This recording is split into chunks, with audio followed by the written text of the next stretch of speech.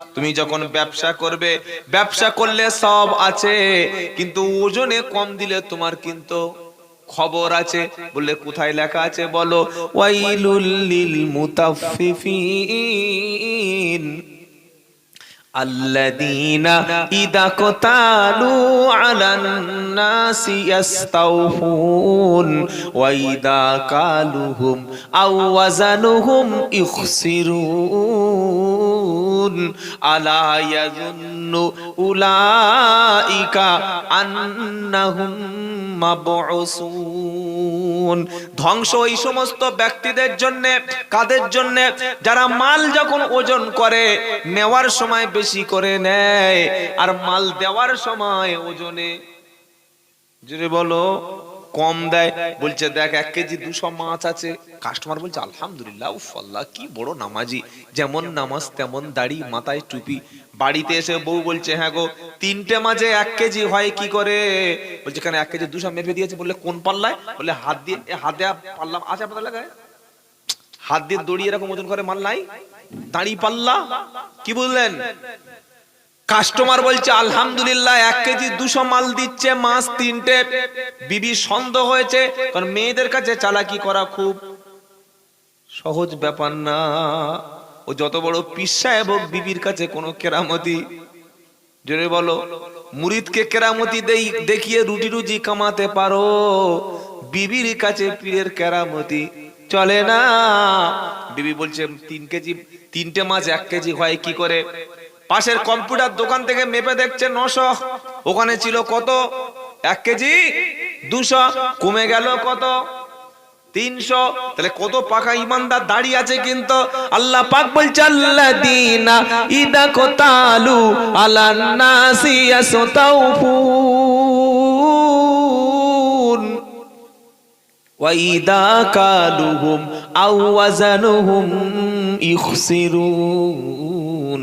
তাদের জন্য, ওই সমস্ত ব্যবসায়ীদের জন্য তো জাহান্নাম অপেক্ষা করছে, যারা মাল যখন কিনবে তখন ওজন করবে, নেবে, বেশি বেশি নেবে, আর মাল যখন বিক্রি করবে তখন ওজনে কম দেবে। আল্লাহ পাক বলছে বান্দা আমি মৃত্যু পর্যন্ত তোমাকে দেখব, আমলের মধ্যে কে বেশি ভালো পারদর্শী। যারা আমল ভালো, আমল দেখে বিচার হবে, ডিগ্রি দেখে বিচার হবে না।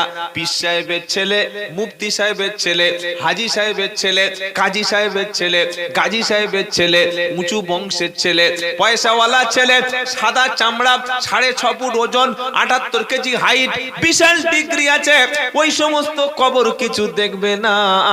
যার চরিত্র ভালো, আমল ভালো, ঈমানও ভালো, কবরও তার সঙ্গে ব্যবহার করবে ভালো। কথা মনে থাকবে ইনশাআল্লাহ। দুনিয়াতে মৃত্যু পর্যন্ত আল্লাহ সুযোগ দিয়েছে, ভালো কাজ যে বেশি করবে, ভালো কাজের বদলা কিয়ামতের দিন তেমন পাবে। মনে থাকবে ইনশাআল্লাহ। আল্লাহ পাক বলছেন আমি মৃত্যু সৃষ্টি করেছি, আমরা সবাই মরণশীল। 1টা সেকেন্ড জীবন থেকে চলে যাচ্ছে, আপনার হায়াত কিন্তু কমে যাচ্ছে। লোক বলছে আল্লাহর হায়াত বাড়িয়ে দিক, হায়াত বাড়ে না রে ভাই, হায়াত কমে, হায়াত কমে। আজকের কি বার ছিল তাড়াতাড়ি বলেন? বৃহস্পতিবার। এই যে দিনটা চলে গেল, যুবকেরা যারা বেনামাজি, যারা নামাজ পড়েননি, শোনেন, আজকে ফজর থেকে এশা পর্যন্ত আপনার উপরে 5 বার আল্লাহর সামনে দাঁড়ানো, মসজিদে যাওয়া কিংবা নামাজ পড়া কি ছিল? ফরজ।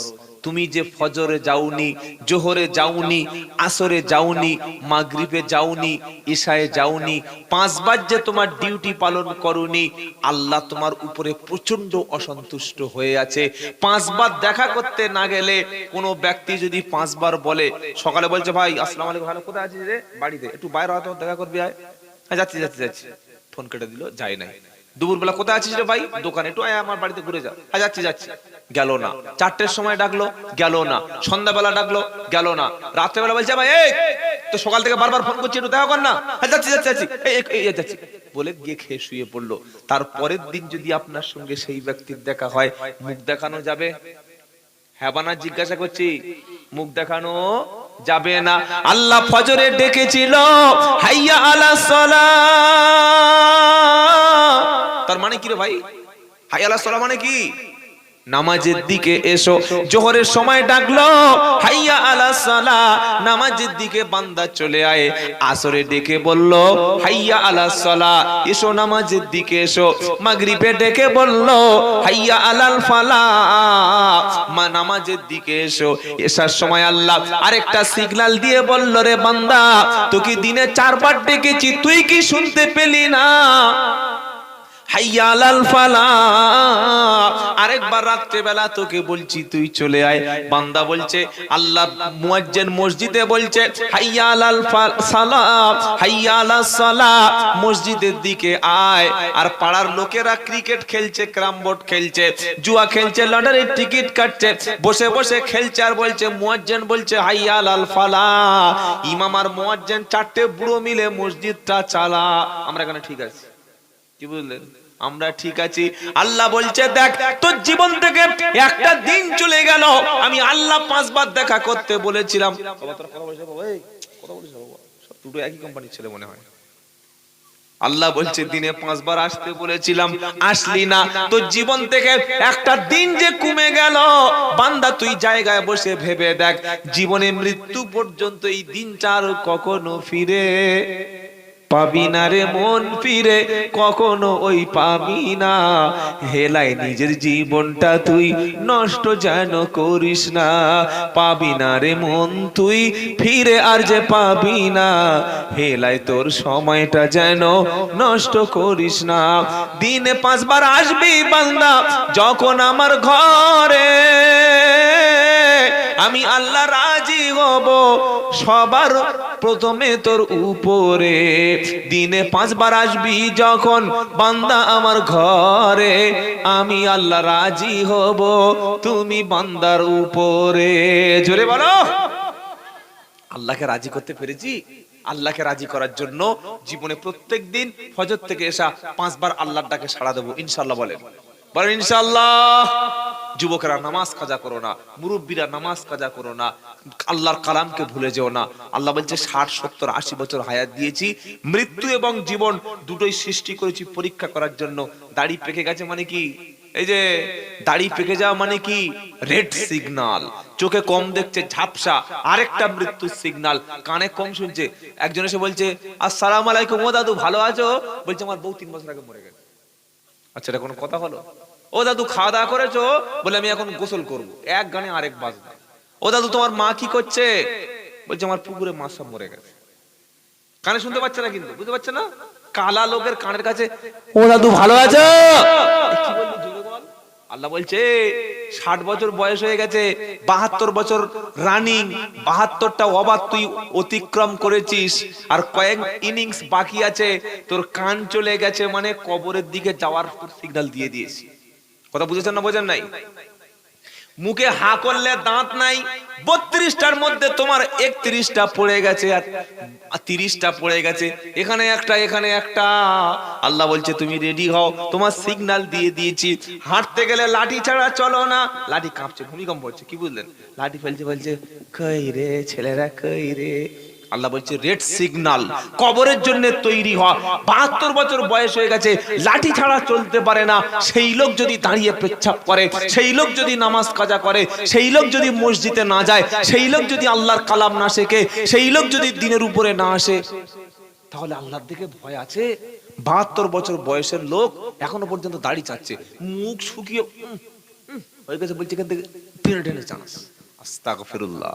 যুবকেরা হয়তো ভুল করে চেঁচেছে, কিন্তু 72 বছর 60 বছর যার সাদা হয়ে গেছে, পেকে গেছে, শরীরের এমন কোন চুল নাই যে মাল সাদা হয় নাই, ও বলছে ভালো করে চেঁচে দে। বলছে কেন? বলছে আমার ছোট বিনটা মারা গেছে, জানাজা পড়তে যাবো। কত বড় আল্লাহর নাফরমান চিন্তা করে। আল্লাহ বলছে 72 বছর হায়াত দিয়েছি, হতে পারে এটা তোর জীবনের শেষ দিন। হতে পারে না? পারে না? পারে না? পারে না? সকলে বলুন আজ থেকে আমরা তৈরি হব মৃত্যুর জন্য। বলেন ইনশাআল্লাহ। বাঁচার জন্য বাঁচা নয়, মরার জন্য তোমাকে বাঁচতে হবে। শহীদের মতো শহীদ হব, এই নিয়ত তোমাকে করতে হবে। দেখতে পাচ্ছ না ফিলিস্তিন, তাদের অস্ত্র নাই, সৈন্য নাই, কোন দেশ তাদের পাশে নাই। বড় বড় হারামখোর শায়ক, সৌদি আরব, কুয়েত, কাতার, জর্ডন, ইরাক, পৃথিবীর 57টা মুসলিম দেশ ফিলিস্তিনের পাশে থাকার দরকার ছিল না? ইসরায়েল ইহুদি রাষ্ট্র মাত্র 80 লাখ লোক বাস করে। আমেরিকা অস্ত্র পাঠিয়ে দিচ্ছে, আমেরিকা সেখানে বোমারু বিমান পাঠিয়ে দিচ্ছে, যুদ্ধের রণতরী পাঠিয়ে দিচ্ছে, ইংল্যান্ড পাঠিয়ে দিচ্ছে, কানাডা পাঠিয়ে দিচ্ছে, ওদিকে ফ্রান্স পাঠিয়ে দিচ্ছে। সবাই বলছে ইসরায়েল কটা মুসলমান মেরে দে, সব কটাকে ওই 20 লাখ যে গাজায় বাস করে ওদেরকে পার করে ওপারে দিয়ে দে, পুরো ফিলিস্তিনটা তোরা দখল করে নে। আমেরিকা বলছে তোমাদের পিছনে আছি। আর সৌদি বিভিন্ন মুসলিম কান্ট্রিগুলি ফিলিস্তিনে মুসলমানদেরকে শহীদ হচ্ছে, রক্তের খেলা চলছে। আর সৌদি আরবে দেখি সেদিন একটা ড্যান্স চলছে। চিন্তা করতে পারছেন? আবার কিছু কিছু এরকম শায়ক আছে, ঘোমটা শায়েক। কি শায়েক বলো? কথা বলে না, রাগ করো না, এরা ডলার খোর। ঘোমটা শায়ক, মাথায় ঘোমটা দিয়ে বলছে না ফিলিস্তিনের পক্ষে কিছু বলা যাবে না, মিছিল মিটিং এসব করা যাবে না। বললে কেন? বললে এগুলো সহিহ হাদিসে নাই। আহা হা, তাহলে সহিহ হাদিসে যদি না থাকে সাহাবারা কেন লড়াই করতে গেল? সাহাবারা জীবন দিল কেন? উহুদ হলো কেন? বদর হলো কেন? কারবালা হলো কেন? হুনাইন হলো কেন? খন্দক হলো কেন? বলো, তাবুকের যুদ্ধ কেন হলো? সিফফিনের যুদ্ধ কেন হলো? তারা যদি বলতেন যে না আল্লাহ ফেরেশতা পাঠিয়ে ওদেরকে বাঁচাবে, নবীর লড়াই করা লাগতো ভাই, নবীর দন্দন দাঁত শহীদ হতে লাগতো ভাই, নবীর কপালে তীর বিদ্ধ হয়ে ঝরঝর করে রক্ত পড়ছে, ফাতেমা রাদিয়াল্লাহু তাআলা আনহা এই কাপড় পুড়িয়ে চট পুড়িয়ে কপালে দিয়ে তবে রক্ত বন্ধ হয়েছে, আল্লাহর নবীর তো লড়াই করা লাগতো না? সহিহ হাদিসের নাম করে সমাজে ফিতনা ছড়াবেন না ভাই। আজকের ফিলিস্তিনে মুসলমানরা মরছে, তুমি বলছো আমি সহিহ হাদিস পালন করি, তোমার মুখে একটা শব্দ আসলো না? হ্যাঁ, মাজলুমদের পক্ষে তুমি দাঁড়াতে পারলো না? বাংলাদেশ থেকে একজন বড় মুফতি আছে, নাম বলবো না, ফতোয়া দিচ্ছে বসে বসে, বলছে ফিলিস্তিনে যারা লড়াই করছে তারা শিয়া। চিন্তা করতে পারেন? ফিলিস্তিনের মুসলমান, বাইতুল মুকাদ্দাস আমাদের প্রথম কিবলা, এটার সম্মান বাঁচানো বিশ্বের 200 কোটি মুসলমানের জন্য ফরজ ছিল, ওয়াজিব ছিল, কিন্তু কেউ সেটা বাঁচাচ্ছে না। ফিলিস্তিনের কয়েকটা মুসলমান, হামাস নামক তারা যোদ্ধা, হামাস নামক একদম ইমানদার পাকা মুমিন, তারাই তাদের সম্মান ইজ্জত আল্লাহর ঘরের সম্মান বাঁচানোর জন্য লড়াই করছে। আর তুমি মাথায় চাদর ফেলে দিয়ে ঘরে এসি ঘরে বসে বসে তুমি কি বলছো? কি বলছো? তুমি বলছো না তারা ঠিক করছে না। ফতোয়ার দিক থেকে আমরা মুসলমানেরা 1 নম্বরে আছি, কিছু হোক আর না হোক। বুঝলেন?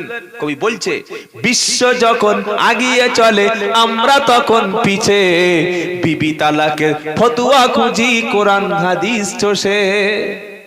সারা পৃথিবী পরমাণু বোমা, নিউক্লিয়ার, ড্রোন, বড় বড় রকেট লঞ্চার আবিষ্কার করছে, আর আমরা ফতোয়া দিচ্ছি এখানে সহি হবে, এখানে জয়ী হবে। আমি নাচতে বলতে হবে না জোরে বলতে হবে? হাত বুকের উপরে হবে না নাভির নিচে হবে? মরণের পরে খানা করা যাবে না করা যাবে না? কি বুঝলেন? মেয়েরা মসজিদে যাবে না ঘরে নামাজ পড়বে? দল্লিন হবে না জল্লিন হবে? ইয়া নবী দাঁড়িয়ে হবে না শুয়ে শুয়ে হবে? এই ফতোয়া আমাদের মধ্যে এই ছোট্ট ছোট্ট বিষয় নিয়ে মারামারি, অশান্তি, মসজিদ ভাগাভাগি আছে না নাই? জোরে বলো। কেউ যদি আমিন সারা জীবন নামাজের শেষে না বলে, নামাজের কোনো ক্ষতি হবে? জোরে বলেন। কেউ নাভির উপরে হাত বাঁধে নাই, হাত নাভির নিচে বাঁধে নাই, হাত ছেড়ে দিয়েছে, নামাজ হবে না হবে না? হবে। ছোট্ট ছোট্ট বিষয়গুলি নিয়ে সমাজে আইলেম নাই, কালাম নাই, কিচ্ছু জানে না, ছুটে এসে বলছে যেটা হাদিস বার করেছে। হাদিসের হবজিস। হাদিস জানতে হলে ওলামাদের কাছে উসুল পড়তে হয়। হ্যাঁ, অবশ্যই আপনি হাদিসের বাংলা পড়ুন। প্রত্যেক যুবকদের বলছি হাদিসগুলো পড়বেন, কোরআন পড়বেন। হয়তো বড় মুফতি হতে পারবেন না, কিন্তু বক্তা কি বলছে অন্তত হকটা চিনতে পারবেন। আমি সবাইকে বলি যে কোরআনের বাংলা অনুবাদ পড়ুন, হাদিসগুলো পড়ুন, নবীর জীবনী বাড়িতে পড়ুন, পড়ে নিজেদের মধ্যে ইসলামী সম্পর্কে জ্ঞান বাড়ান। তবে ওলামাদের কাছে বসে ইসলাম শিখবেন, বলেন ইনশাআল্লাহ। ইনশাআল্লাহ। হাদিসের নাম করে ফিতনা ছড়াবেন না, নিজেদের মধ্যে মারামারি করবেন না। যখন ইহুদি, খ্রিস্টান, ইসরায়েল সবাই এক হয়ে গেছে মুসলমানদেরকে পৃথিবীতে শেষ করব, আর আমরা একটা মহল্লায় মারামারি করব, এ হানাফি ও শাফি ও আহলে হাদিস কেন রে ভাই? যার যেটা ভালো লাগে তুই কর না, কে তোর মানা করেছে? কিন্তু পাড়ায় ফিতনা সৃষ্টি করো না।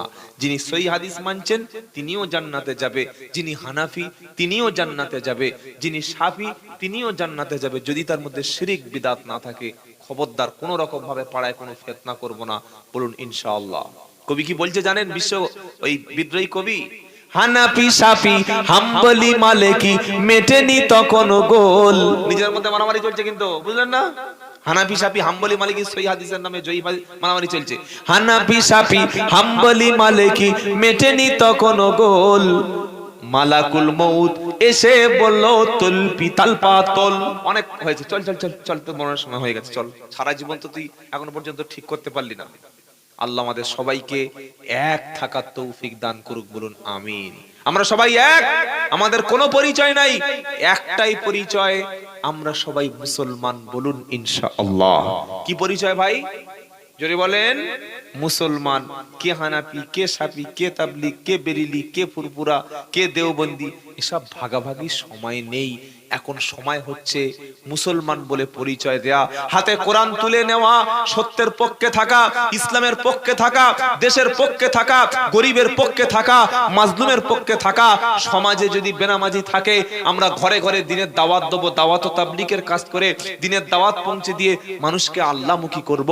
যদি আমার পাড়ায় কোনো অসভ্য মুসলমান, সুদখোর মুসলমান থাকে, কোরআনের দাওয়াতটা তার কাছে পৌঁছে দেব। আমার পাড়ায় কোনো মানুষ যদি হারাম কাজে লিপ্ত হয়ে যায়, আমরা মসজিদ থেকে তার কাছে দাওয়াত নিয়ে যাব।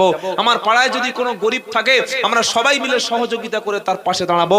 আমার এলাকায় কোনো মানুষ যদি না খেতে পারে, আমরা সবাই মিলে তার পাশে দাঁড়াবো। আমার এলাকায় কোনো একটা শিক্ষিত ছেলে উচ্চ শিক্ষায় শিক্ষা অর্জন করতে চায়, 12টা 12:30 বেজে গেল, 11:30, আমার চোখ মনে হচ্ছে সেই মরণের সিগন্যাল দিয়ে দিয়েছে আমার। কি বুঝলেন? এই বাবাজিরা, গরিব মানুষের পাশে দাঁড়াবো ইনশাআল্লাহ বলেন। সমাজের নিপীড়িত ব্যক্তির পাশে দাঁড়াবো ইনশাআল্লাহ বলেন। নিজেদের মধ্যে ভাগাভাগি করবো ইনশাআল্লাহ, ইনশাআল্লাহ না, মসজিদ মুখী হব বলেন ইনশাআল্লাহ। ভাগাভাগি করো না, ভাগাভাগি করো না। আয় আল্লাহ দোয়া করুন যে আল্লাহ ফিলিস্তিনের মুসলমানদেরকে আপনি আসমানি গায়েবী সহযোগিতা করুন, বলুন আমিন। আয় আল্লাহ যারা শহীদ হয়ে গেছে, ছোট্ট ছোট্ট বাচ্চাগুলি, ফুলের মতো মাসুম বাচ্চা, তাদেরকে জান্নাতে আপনি দাখিল করুন, বলুন আমিন। আচ্ছা, আপনারা ফিলিস্তিনের পক্ষে না ইসরায়েলের পক্ষে? কার পক্ষে? কে কে ফিলিস্তিনের পক্ষে একটু হাত তুলুন তো দেখি ভাই, দেখি কে কে ইসরায়েলের পক্ষে। আপনি হাত তুলছেন না? যে অবস্থা, আপনি হাত তুলছেন না? এটা ঈমানের প্রশ্ন, হাসির কথা বলছি না। হাত রাখেন, হাত রাখেন। হাত তোলা না তোলা অনেকের সমর্থন বোঝায়, এটা মনে রেখে দেবেন। আল্লাহর নবী যুদ্ধে যাওয়ার জন্য, জিহাদে যাওয়ার জন্য বলে, সাহাবারা তোমরা রেডি, রেডি যুদ্ধে যাওয়ার জন্য। যারা ঈমানদার, যারা মুজাহিদ, শহীদের তামান্না যাদের বুকে ছিল, তারা বললেন লাব্বাইক ইয়া সাদাইক ইয়া রাসূলুল্লাহ, আমরা যুদ্ধে যাব, আমরা দ্বীনের জন্য, ইসলামের জন্য আমরা শহীদ হব। নবী খুব খুশি হয়ে গেলেন, আল্লাহও খুশি হলেন, বলুন সুবহানাল্লাহ। হাত তুললেন তারা। আর মুনাফিক মার্কা তারা কি বললেন জানেন? তারা বলল, হুজুর আমার ফসল জমিনে খুব পেকে গেছে, তো এই কটা একটু কেটে পেটে নিয়ে কয়েকদিন পরে যাব। আবার কেউ বলল, হুজুর প্রচন্ড গরম, গাছে প্রচুর ফল, এই ফল পাড়ার সিজনে যুদ্ধ বুদ্ধ করে, একটু পিছিয়ে দেওয়া যায় না? এদের মনের মধ্যে ছিল নিফাক, মুনাফিকি, ইসলাম প্রিয়তা এদের মনের মধ্যে নাই। আমরা কার পক্ষে তাহলে? জোরে বলেন। ফিলিস্তিনের পক্ষে। এবার বলুন, ইসরায়েল নামক ইহুদি রাষ্ট্র গোটা 80 লাখ লোক হয়ে গোটা পৃথিবীতে বিজনেস করে টিকে আছে। ইসরায়েলের পণ্য, ইসরায়েলের প্রোডাক্ট যদি আমরা কেনা বন্ধ করি, তাহলে তাদের অর্থনৈতিকভাবে ক্ষতি হবে, আর ক্ষতি হলে তখন অস্ত্র কিনতে পারবে না। এই গত 1 মাস ধরে যে লড়াই হচ্ছে, তাদের আয়রন ডোম, তাদের বড় বড় বড় বড় অস্ত্র যুদ্ধের ট্যাঙ্কার গুলো আমার হামাস নামক বাহিনী একের পর এক তাদের ধ্বংস করে অর্থনৈতিক ক্ষতি করে দিচ্ছে। আমরা ভারতের মুসলমান, আমরা ফিলিস্তিনিদের পক্ষে, স্বাধীন মুসলমানদের পক্ষে। আমরা যদি ইসরায়েলের পণ্য, তাদের খাদ্য, তাদের সমস্ত প্রোডাক্ট বয়কট করি, অর্থনৈতিক ভাবে তাদেরকে কমপক্ষে জব্দ করা যাবে। আপনি যদি তাদের পণ্য, তাদের প্রোডাক্ট গুলো কেনেন, এই লাভাংশ গুলো ইহুদি ইসরায়েলের হাতে যাবে, সেগুলি দিয়ে অস্ত্র কিনে তোমার কলেমা পড়া ভাই মুসলমানকে মারবে, তোমার মাকে সেখানে বেইজ্জত করবে। তাদের পণ্য বয়কট করব ইনশাআল্লাহ। 1 নম্বর, কোল্ড ড্রিঙ্কস, কোকা কোলা, মাজা, ফান্টা, যত রকমের কোল্ড ড্রিঙ্কস আছে সমস্ত কোল্ড ড্রিঙ্কস কে বয়কট করব ইনশাআল্লাহ বলেন। ইনশাআল্লাহ বলেন। তুমি 30 টাকা দিয়ে বোতল কিনে খাচ্ছ, একটা দোকান থেকে ঠান্ডা খাচ্ছ, কোকা কোলা, পেপসি খাচ্ছ, এই 30 টাকার মধ্যে 14 টাকা ইসরায়েলের পকেটে যাচ্ছে, বাকিটা ভারতবর্ষে থাকছে। ওই 14 টাকাটা অস্ত্র কিনে ছোট্ট ছোট্ট মাসুম বাচ্চা তাদের বুকে ঠাস ঠাস ঠাস ঠাস করে পাখির মতো গুলি করে দেওয়া হচ্ছে, ছাদের উপর থেকে বোম মেরে মাটির সঙ্গে মিশিয়ে দেওয়া হচ্ছে।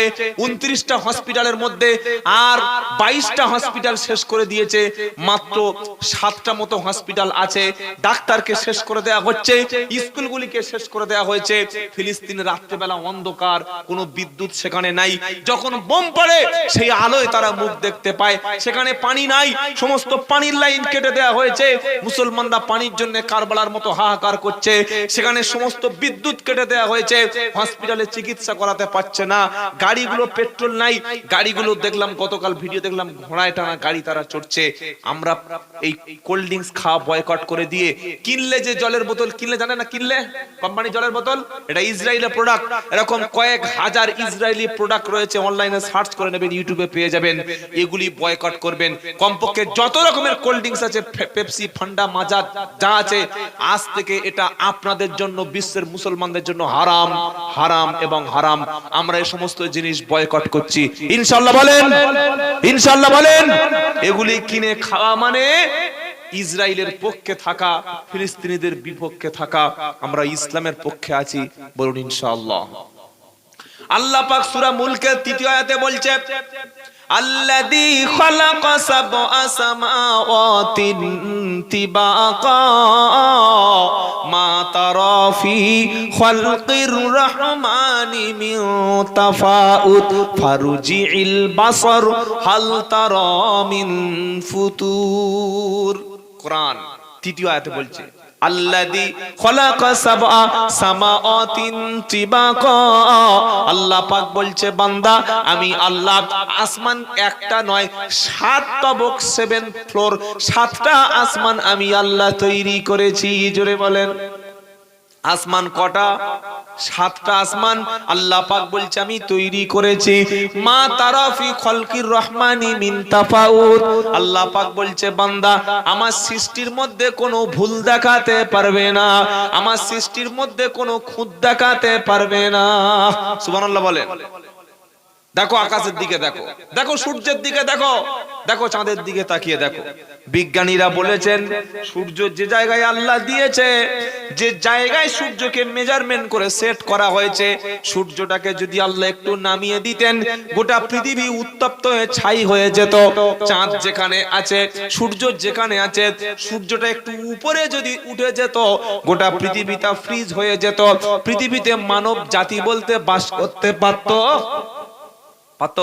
সূর্যের আলোটা পৃথিবীতে এসে পড়ে, গাছের পাতায় যখন পড়ে, গাছের পাতায় সূর্যালোক পড়ে, পাতায় সালোক সংশ্লেষ পদ্ধতিতে গাছের পাতাগুলি কার্বন ডাই অক্সাইড সমাজ থেকে, প্রাণী জগৎ থেকে গ্রহণ করে, সূর্যের আলো নিয়ে গাছের পাতার মধ্যে সালোক সংশ্লেষ পদ্ধতিতে অক্সিজেন সাপ্লাই করে। আল্লাহ বলছে, মা তারা ফি খালকির রহমানি মিন তাফাউত।